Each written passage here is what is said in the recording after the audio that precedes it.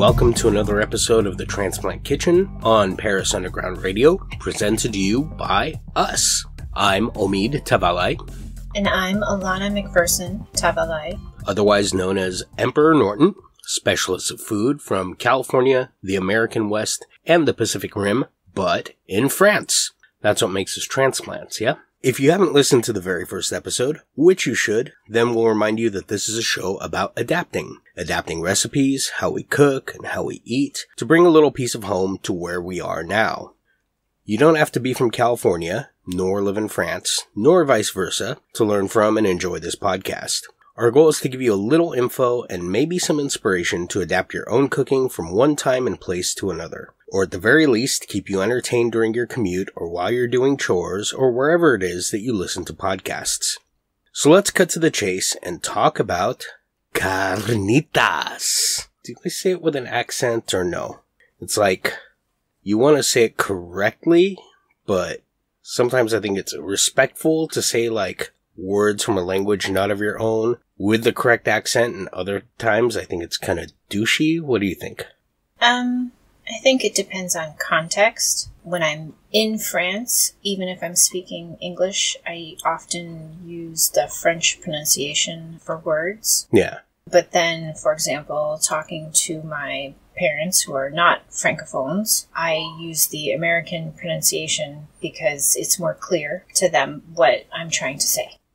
So for example, when I'm talking to a French friend here and I tell them to go search for something, they can go find it on Google. And Google. There's an extra vowel in there. But when I say crème fraîche, talking to an American friend, I don't do that French R so much. It's more crème fraîche. That sounds about right. All right. Anyway, to the carnitas. Why carnitas? I'd say they are the king of taco fillings. Or queen, because carnita is feminine, right? They also are the king or queen of burrito fillings. And even if you don't put them inside anything, they are still fucking royalty. In fact, carnitas are so important that vegans even make it out of jackfruit. Have you tried the jackfruit carnitas? I have not. I did once. Well, they called it jackfruit al pastor, but it was really good. If you don't have a taqueria nearby, it is fine. Did you hear how I said that? I said taqueria. I didn't say taqueria. It just flows better if I just say it with my own accent, right? Even though... Anyway, back on track. If you don't have a taqueria nearby, it is vital that you know how to make carnitas. Maybe even make carnitas French style. And we'll get to that. So how did you discover carnitas? My first time having carnitas was at a taqueria in the Mission District of San Francisco at sometime roughly around 2-3 o'clock in the morning on a Saturday night. So you were drunk? I was hungry. You had the munchies. I was hungry. And there was a very long line, and so I got to chatting with the gentleman in line in front of me who happened to be originally from Mexico. And he wanted to know what I was ordering in my burrito, and I said, probably chicken. And he laughed at me. Güera. That means white girl. And so I was like, okay, smart guy, what are you getting in your burrito? And he said carnitas. And I had no idea what carnitas were, which is probably why I never ordered them. And first he said it was pork, then fried pork, then kind of Mexican bacon, but not. Okay. But he said it was very good. So I had to try it, even though he told me it might be too fatty for me. For the güera. Yeah, apparently. But that has been my burrito filling of choice pretty much ever since. Impressive. Well, even though I make what Mexicans have told me are the best carnitas in Paris. Okay, one Mexican told me that. Thanks, Manu. I actually am a carnitas neophyte because I didn't eat pork growing up. My dad was Muslim, and so, yeah, we just never ordered things with pork. Unless it was bacon, because that's the exception I think almost every Muslim I know makes. Every Jew, even vegans, make that exception sometimes. You're nodding your head there. You know people like that too. It's like there's no faith that can overcome the deliciousness of bacon. It took me a long time to actually get into carnitas. It just didn't sound appealing to me once I did ask what it was, because anytime I asked like somebody at a taqueria or the taquero at a taco truck what it was, they'd say fried pork. Yeah, they always say fried pork, and I'm always like, maybe if they said it was double fried pork. Double fried pork. Okay. And see, I don't know, like, I grew up like the 90s health conscious thing. That probably would have sounded like hell to me. But, anyway, see, probably delicious. I grew up with things like pork chops that someone had like fried in a pan, which were often very chewy. Yeah, see, so just the thought of fried pork is like, yeah, it just doesn't sound good. In fact, I didn't actually try carnitas until you encouraged me to do so when we were dating. And now it is my queen, like you are, Alana. Okay. And I'm kind of obsessed with carnitas now. Like, whenever we're back in the U.S. and driving between California and Oregon or Washington, I always insist we stop at the La Fortuna Bakery in Williams, kind of in the middle of nowhere, specifically hoping that it's the day that they make carnitas, because they do like kind of the whole hog thing with the guts and everything. Not just pork, but the whole thing. And it's absolutely awesome. Their carnitas are very good. See, even you will say that. Even though you're always resistant to me, like, stopping there, because it's like, 108 degrees, polluted as hell from wildfires, gas is expensive there. Yeah. But their carnitas are good. Alright, so we've established that carnitas are more than just fried pork. They are, confit. That sounds pretty fancy, but let us know, what is a confit? Confit, at its most basic, is just food cooked at a low temperature in fat, oil, or even a sugar syrup for fruit. So you can confit anything? Yes. And when you say in a sugar syrup or fruit, does that mean like candying things like confiserie or making jam like confiture? It would be like a candied. Candied. Yeah. So it's generally whole pieces of fruit. So not confiture like jam where it becomes a pureed type texture where you cook it down and it loses all of its body. Confit of fruit, the fruit actually maintains its shape. So basically it's a preservation technique. Yes. And despite what many people think, and what many tourist boards might try to tell you, confit was not invented by France. It's just a French word. It's a French word that we use. Where did it come from? That's pretty unclear. Like many preservation techniques, it's something that kind of pops up all over. People just used whatever was available to them to preserve their meat so that they could eat it later. For example, in Lebanon and Syria and Turkey, called by different names, they have something that is minced lamb that is cooked and then preserved in its own fat. It's a winter dish. A lot of people like to cook it in a pan, serve it with some egg. That sounds like a good brunch to me. Yes. And then in Turkmenistan, actually, they have something similar, only using camel. Mm-hmm. I would try that. And I guess somewhere along the way, somebody came up with it in Mexico, like around Michoacan. Throw a whole pig in a copper pot and let it preserve itself. And you have carnitas. Carnitas. I remember my first time trying to make carnitas. It was here in Paris. Got some chunks of pork. And I realized, not knowing what I do now, that, I need lard to cook it in. Do you remember trying to find lard? Yes.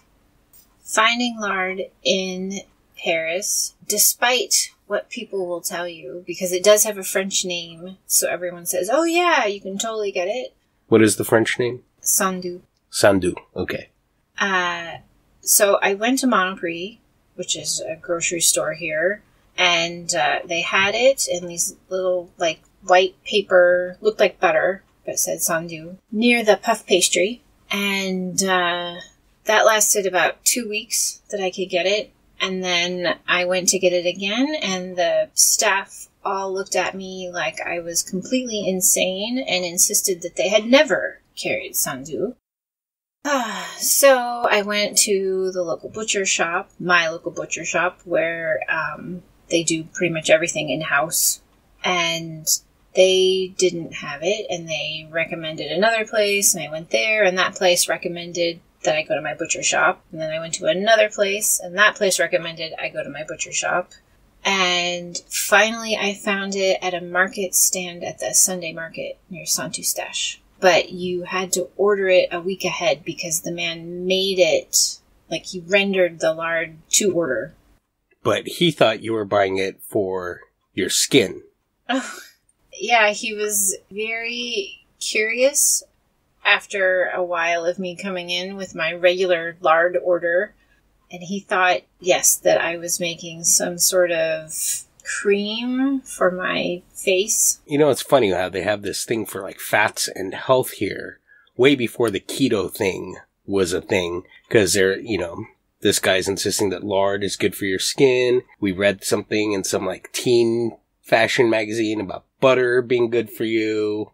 Oh yeah, there was a whole article about how butter is healthy because it has vitamin E. See, way ahead of the curve here in France on this whole, like, fats are good thing, all right? Way before the keto people or whatever. Anyway, you went looking for all that lard. You had a source for it, and I was able to try making carnitas at home for the first time, which was probably less than successful because I thought I burnt my fingers in the lard when in fact it was in the chilies, and it ended up me with my junk in a tub of creme fraiche, later on in the evening in the shower, and lots of burning and screaming. Anyway, lesson learned, you do not need lard to confit pork in its own fat. All you need to do is chop up some pork belly with whatever other cut of pork you're using. But we're not talking about making pork carnitas today because we are going French style, and we're going to talk about the first time we served duck carnitas. It was for a dish I believe we called the hash of the week that changed all the time back when we were doing brunch at Coutume. And the meat supplier had some really good duck confit, cheap. It even came with a heart's confit. And we put 2 and 2 together and thought, duck carnitas. We probably weren't the first to make it. In fact, there are a lot of people doing it now. But we may have been the first to put it on a menu. We're going to take a little break, and when we're back, we will talk about how to make duck carnitas. If I ask you what it's like to be a Parisian writer, what do you imagine? Drinking noisette after noisette in a noisy cafe? Jotting down lines in your bedside journal while your lover fetches you fresh croissants? Stumbling down the streets overflowing with prose and red wine like Hemingway? Well, now's your chance to find out. My name is Jennifer Garrity, and I'm host of the Storytime in Paris podcast. In each episode, I chat with a writer with a French connection. The twist? The questions come from you, the writer's biggest fans and followers. Then our beloved writers will read us an excerpt from their books. So cozy up with a noisette, a croissant, or whatever's your pleasure, and settle in for Storytime in Paris on Paris Underground Radio. Welcome to Paris Underground Radio's The Heart of You. My name is Annette Deleu.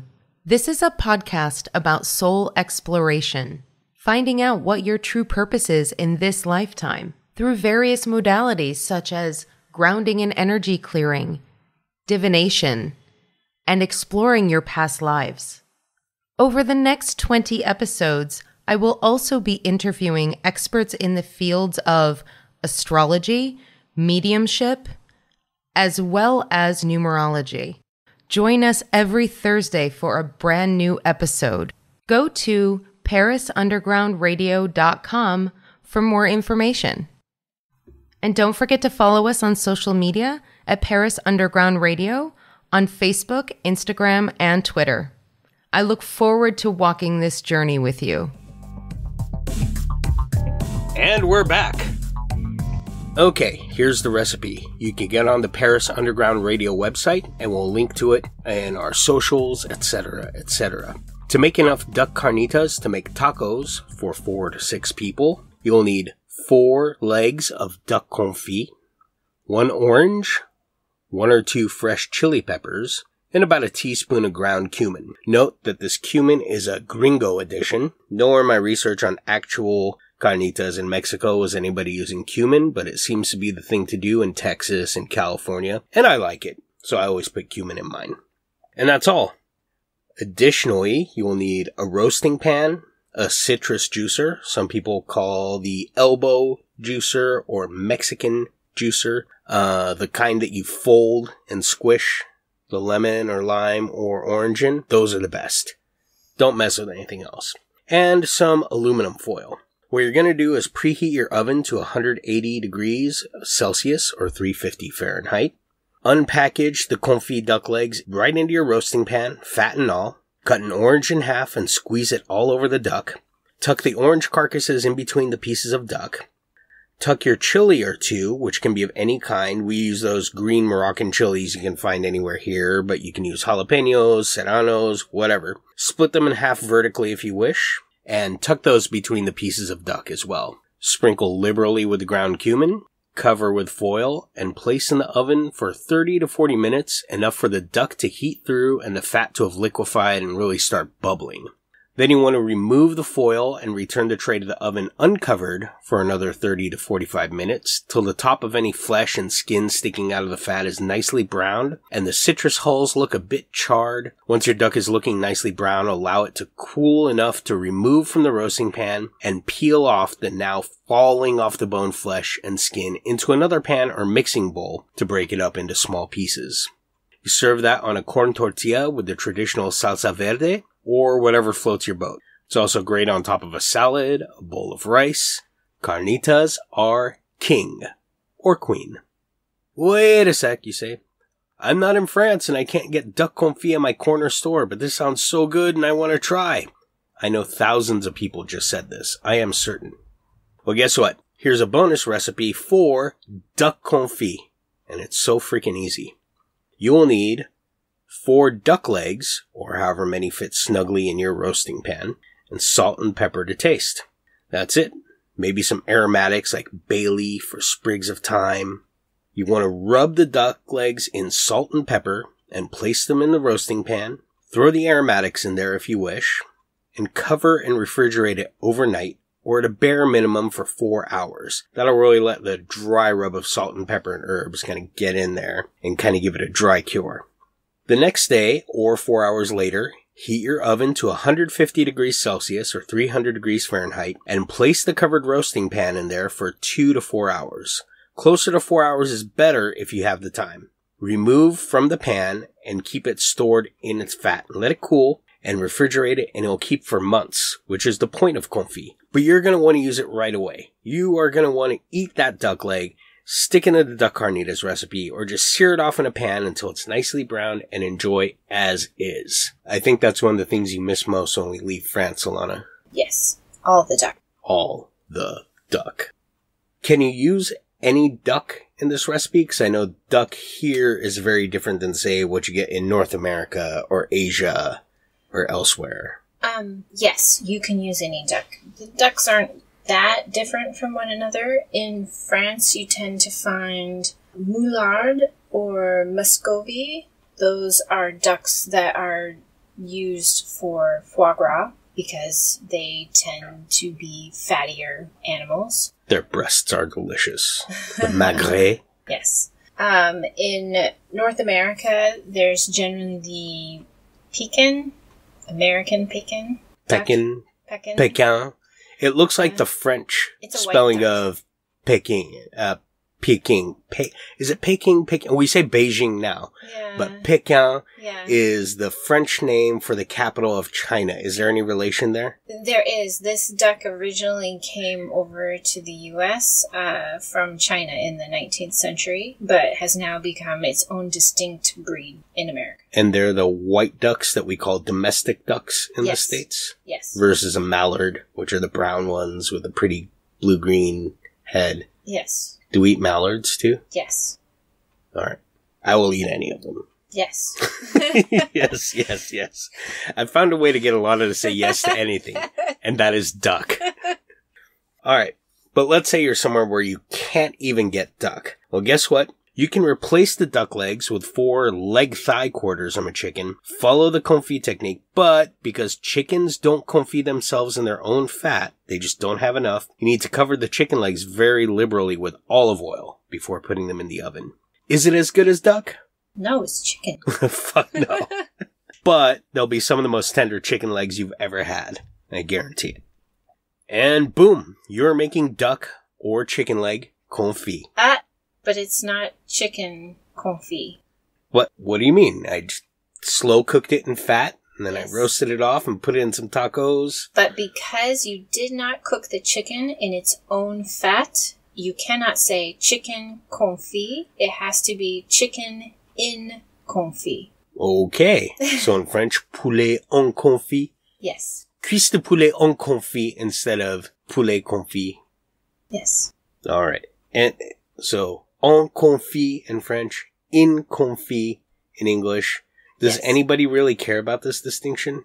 Well, I think it's just a good way of indicating that you have used an alternate fat. Right. People often use duck or goose fat to confit things. And I guess when you cook something in a particular fat, it takes on the taste of that fat. It does. All right. So if you want to make chicken confit, if you have access to like a jar of schmaltz, You could then call it chicken confit. all right, my Jewish friends, have at it. All right. So now you're making confit. You're fancy. You're turning them into carnitas with just a bit of orange, chili, and cumin. Look at you. Aren't you proud of yourself? Now take a picture and tag us so we know what a carnitas badass you've become. And if you made the donuts from the first episode, show us a carnitas donut. No, don't do that. Or don't, I guess. Yeah, that would just be gross. Although, if you can make it not gross, you can have our job. Alana's still shaking her head. Consider this a challenge. Anyway, remember, you can find the recipe, because it's oh so complex, at the Paris Underground Radio website. If you try it out, please let us know. We'll get so much satisfaction just from hearing that you attempted something as highfalutin sounding as confit de canard, and discovering that it's pretty easy. Post a pic, unless there's a donut involved, and tag us at Norton of Paris on Instagram. And as always, I'm at Hanala, Hannala. and I'm at Tavalai, Tavallai. Because if you didn't see on the internet, did it even happen? Merci, au revoir, et à très bientôt in the Transplant Kitchen on Paris Underground Radio. Bye.